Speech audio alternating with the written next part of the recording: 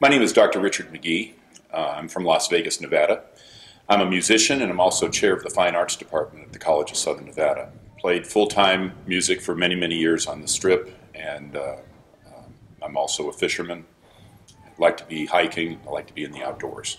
Front Sight was actually the result of several years of thinking. My wife was on a jury for a very serious murder trial, and after that we did some talking about the need for personal protection. And I had shot rifles my whole life, but I'd never owned handguns before, so we bought a couple. We started shooting. We became fairly good shots at the pistol range, but the idea of Front Sight came up when my wife had the opportunity to buy me a gift. And we realized that although we were good shots, we really didn't know a lot about gun handling. And so at my behest, we made our gift into a two-day handgun course for two people. And we both came and we both had a great time doing that and learned a tremendous amount. Front Sight was both what I expected and not what I expected. It was very, very organized, very knowledgeable staff, and great people with tremendous background in all sorts of defense. But it's also fun. It was not like a boot camp at all. It was very relaxed. Everybody has a great sense of humor here. We all work together. We get to know the people that are around us in our groups, and we have a great time. We've made many friends. What I found was, although I was a pretty good shot, I didn't know a lot about gun handling, and the way to present the weapon, the way to properly load and unload the weapon. I realized, to my embarrassment, that I'd probably been pointing my gun at my foot many times over the years without even intending to or knowing that I was. The amount of detail and work on the process of handling the firearm has been tremendously helpful. And so I feel a lot better equipped to not only own the firearm, but to handle it properly and safely. There are many people who are going to be skeptical about the need to own and handle firearms, and it's always been that way. My response to them is that insurance is just what it is. The right to bear arms in this country is guaranteed to us in the Second Amendment, and the people who framed our Constitution are not idiots.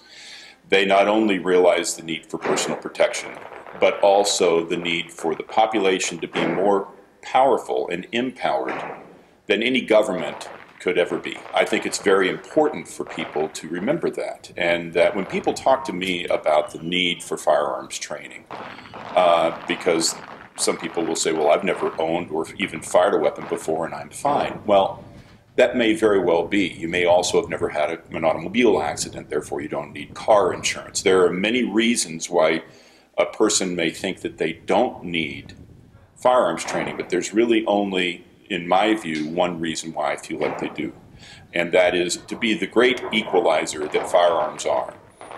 When I'm 85 years old and I'm carrying a firearm, it will make me an equal with an adversary that might be 100 pounds heavier than me and in much better shape. If an elderly woman is carrying a firearm and she knows how to use it, that's that great equalizer. But even more than that, it's our right and our privilege to be able to handle and own and operate these firearms. And the best thing that we can do is to learn to do it responsibly. And I think that's what Front Sight is all about. Dr. Piazza, I want to thank you for starting Front Sight and for having the vision to build this kind of a place.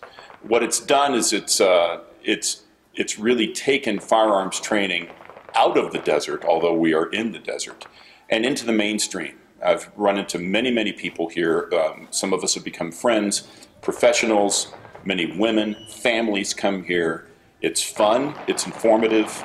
We've learned a tremendous amount, and I want to thank you for that. Well, you know, the Second Amendment is something that people debate even now. You know, if you go back and read the words of Thomas Jefferson, Madison, George Washington, and others during the time that the Constitution was debated, it wasn't really about going out and finding food. It was about ensuring that no government could ever get so powerful.